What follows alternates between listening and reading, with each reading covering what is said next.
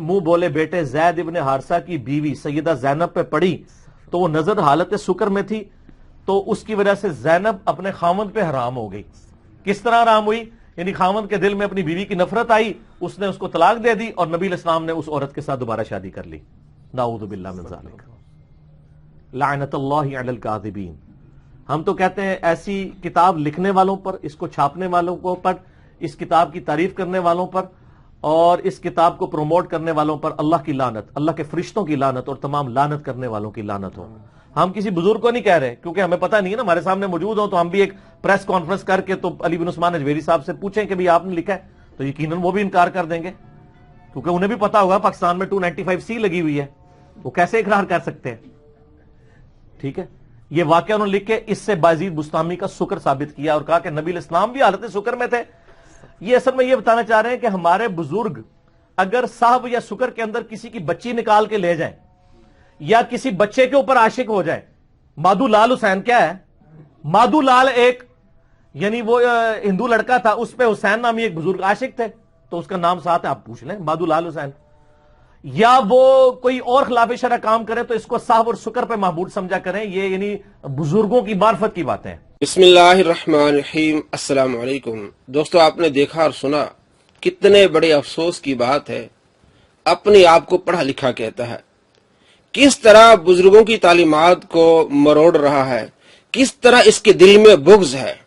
صحب اور سکر کا مطلب یہ کہ بتا رہا ہے کہ بزرگوں کے صحب و سکر کا مطلب یہ کہ کسی کی بچی نکال کے لے جانا، کسی بچے پر عاشق ہو جانا۔ مادھو لال کا انہوں نے مثال دی، نعوذ باللہ من ذالک۔ کہاں داتا رحمۃ اللہ علیہ کتنے بڑے صوفی بزرگ تھے، اللہ والے تھے، کیا انہوں نے اس کا مقصد یہ نکالا؟ دیکھیے یہ کشف المحجوب آپ کے سامنے ہے۔ فرماتے واضح رہے کہ اہل حقیقت کے نزدیک سکر اور غلبہ سے مراد محبت الہی کا غلبہ ہے، یعنی اللہ تبارک و تعالیٰ کی محبت کا غلبہ ہے۔ ہر وقت اپنے رب کو یاد کرنے کا مقصد ہے یہ سکر۔ اور اس بندے نے کس طرح کی بات کی ہے، آپ صلی اللہ تعالی علیہ وآلہ وسلم کا فرمان حدیث قدسی ہے کہ اللہ تبارک و تعالیٰ فرماتا ہے من عادى علی ولیا فقد آذنتہ بالحرب۔ بخاری شریف 6502 نمبر حدیث ہے، جس نے میرے کسی ولی سے عداوت رکھی اس سے اعلان جنگ ہے۔ اللہ فرماتا ہے اس سے میرا اعلان جنگ ہے۔ کس طرح اولیاء کرام کی تعلیمات کو یہ بدل رہا ہے۔ اولیاء کرام کی تعلیم یہ کہ صحب اور سکر یہ کہ اللہ تبارک و تعالیٰ کی محبت میں گم ہو جانا، اللہ تبارک و تعالیٰ کی رضا کو حاصل کرنا، یہ مقصد ہے صحب اور سکر کا۔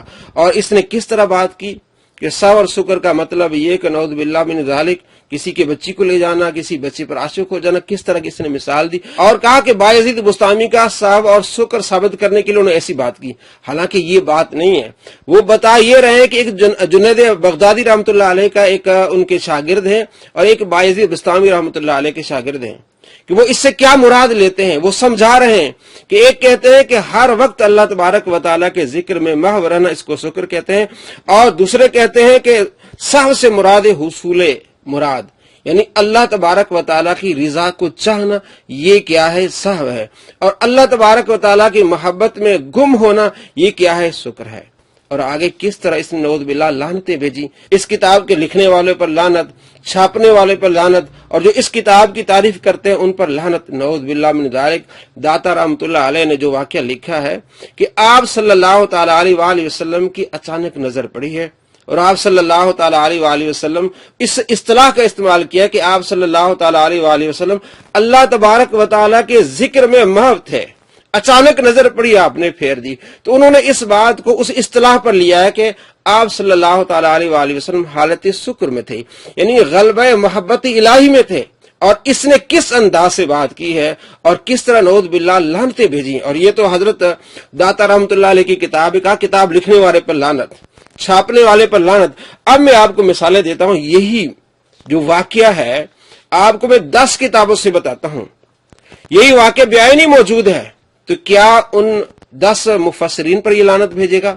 ان میں سے صحابی بھی ہیں، تابعی بھی ہیں، بہت بڑے مفسرین ہیں، ان کے میں آپ کو حوالے دکھانے والا ہوں، ان کی کتاب آپ کے سامنے دکھانے والا ہوں۔ اگر یہ واقعہ کشف المحجوب میں آ جائے تو داتا رحمۃ اللہ پہ یہ نعوذ باللہ لعنت بھیج رہا ہے، تو کیا ان کے بارے میں یہی الفاظ کہے گا؟ سب سے پہلی کتاب ہے تفسیر طبری، محمد بن جریر طبری رحمۃ اللہ علیہ، المتوفا 310 ہجری، ان کی کتاب تفسیر تبری، اس میں یہ بعینی واقعہ لکھتے ہیں کہ آپ صلی اللہ تعالی علیہ وآلہ وسلم کی نظر حضرت زینب رضی اللہ تعالی عنہ پر پڑی۔ اگر یہ بات کشف المحجوب میں آئے تو اس پر لعنت بھیج رہا ہے۔ اب اس نے فیصلہ کرنا ہے کہ کیا تفسیر تبری لکھنے والے پر لعنت بھیجے گا، اور جس کو پڑھتے ہیں، اس کو پسند کرتے ہیں، ان پر لعنت بھیجے گا۔ امام نووی رحمۃ اللہ علیہ اس کتاب کو بہت زیادہ پسند کرتے ہیں، تفسیر تبری کو پسند کرتے ہیں۔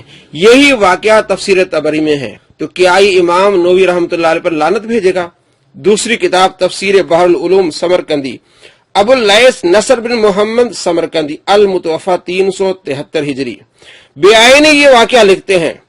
کتاب آپ کے سامنے ہے، جلد نمبر 3 صفحہ نمبر 62 اور 63۔ کیا لکھتے ہیں؟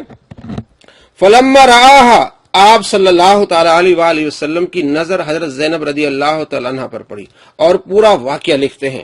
اور اس میں حضرت عبداللہ بن عباس رضی اللہ تعالی عنہما کا بھی یہ بات لکھتے ہیں کہ یہ حضرت عبداللہ بن عباس رضی اللہ تعالی عنہما یہ فرماتے ہیں کہ آپ صلی اللہ تعالی علیہ وآلہ وسلم کی نظر پڑی۔ ظاہر نظر پڑی مطلب اچانک نظر پڑی، کہ نبی پاک صلی اللہ تعالی علیہ وآلہ وسلم فرمائے کہ اچانک نظر پڑنے سے مؤاخذہ نہیں ہوتا۔ تو کس طرح کی یہ بات کر رہا ہے؟ اب آگے دو کتابیں، تیسری کتاب ہے تفسیر سالبی، اس میں بھی بعین ہی واقعہ موجود ہے۔ احمد بن محمد سالبی، المتوفا 427 ہجری، جلد نمبر 8 صفحہ نمبر 47۔ اگر آپ کو عربی آتی ہے دیکھ لیں، بعین ہی وہی واقعہ موجود ہے۔ اور آگے ہے تفسیر باغوی، ابو محمد الحسین بن مسعود باغوی، المتوفا 510 ہجری، جلد نمبر 3 صفحہ نمبر 641۔ اور آپ فرماتے ہیں فَأَبْصَرَ زَيْنَبَ قَائِمَةً، آپ صلی اللہ تعالی علیہ وآلہ وسلم کی نظر پڑی، حضرت زینب رضی اللہ تعالی عنہ پر وہ کھڑی ہوئی تھی۔ تفسیر قرطبی، ابو عبداللہ محمد بن احمد، المتوفا 671 ہجری، جلد نمبر 14 صفحہ نمبر 190۔ فرا زینب، آپ صلی اللہ تعالی علیہ وآلہ وسلم کی نظر زینب رضی اللہ تعالی عنہ پر پڑی۔ تفسیر قرطبی، تو ان پر لعنت بھیجے گا، ان کے لکھنے والے پر لعنت بھیجے گا، وہی واقعہ ہے۔ اور آگے دیکھیے تفسیر ابن عباس، صحابی رسول حضرت عبداللہ بن عباس رضی اللہ تعالی عنہما کی تفسیر، بعین ہی وہی واقعہ لکھتے ہیں۔ تو کیا یہ علی بن عثمان حجویری المعروف داتا رحمۃ اللہ علیہ کے بارے میں جو باتیں کر رہا ہے، کشف المحجوب کے بارے میں باتیں کر رہا ہے، لعنت بھیج رہا ہے نعوذ باللہ ان کے لکھنے والے پر، ان کے چھاپنے والے پر، تو کیا کہے گا یہ ابن عباس کی تفسیر پر رضی اللہ تعالی عنہما؟ آگے تفسیر جلالین، اس میں بھی وہی واقعہ ہے۔ اور آگے میں آپ کو 8ویں تفسیر بتاتا ہوں، تفسیر بیضاوی، اس میں بھی بعین ہی وہی واقعہ ہے۔ تفسیر بیضاوی، ناصر الدین ابو سعید عبداللہ بن عمر شیرازی بیضاوی، المتوفا 685 ہجری، جلد نمبر 4 صفحہ نمبر 232۔ کتاب آپ کے سامنے ہے کہ انہو علیہ الصلوۃ والسلام ابصرہا، کہ آپ صلی اللہ تعالی علیہ وآلہ وسلم کی نظر حضرت زینب رضی اللہ تعالی عنہ پر پڑی۔ تفسیر مظہری، محمد ثناء اللہ پانی پتی، المتوفا 1412 ہجری، جلد نمبر 7 صفحہ نمبر 346۔ ان رسول اللہ صلی اللہ تعالی علیہ وآلہ وسلم اتا ذات یوم لحاجت فابصر زینب، کہ آپ صلی اللہ تعالی علیہ وآلہ وسلم ایک کام سے آئے تو آپ کی نظر حضرت زینب رضی اللہ تعالی عنہ پر پڑی۔ تو کیا یہ لعنت بھیجے گا تفسیر مظہری والے پر، تفسیر بیضاوی والے پر، ان کے لکھنے والے پر؟ آگے 10ویں تفسیر ہے فتح القدیر للشوکانی، غیر مقلدین کے بہت بڑے عالم ہیں، محمد بن علی شوکانی یمنی، المتوفا 1250 ہجری، جلد نمبر 4 صفحہ نمبر 317 پہ بعینی پورا واقعہ لکھتے ہیں کہ آپ صلی اللہ تعالی علیہ وآلہ وسلم وہاں تشریف لے گئے، آپ صلی اللہ تعالی علیہ وآلہ وسلم کی نظر پڑی، اور پورا واقعہ لکھتے ہیں۔ علامہ شوکانی غیر مقلدین کے بہت بڑے امام ہیں، تو کیا شوکانی جنہوں نے فتح القدیر کی یہ تفسیر لکھی اس پر لعنت بھیجے گا؟ اس کے لکھنے والے پر اور اس کے چھاپنے والے پر، اور جو فتح القدیر کو پسند کرتے ہیں اس پر یہ لعنت بھیجے گا؟ تفسیر تبری پر لعنت بھیجے گا، ان کے لکھنے والے پر لعنت بھیجے گا، تفسیر جلالین کے لکھنے والے پر لعنت بھیجے گا، تفسیر قرطبی، تفسیر سالبی، तफसीर इब्न अब्बास रज़ी अल्लाह तआला अन्हुमा, तो क्या इन तमाम पर ये लानतें भेजेगा नऊज़ बिल्लाह?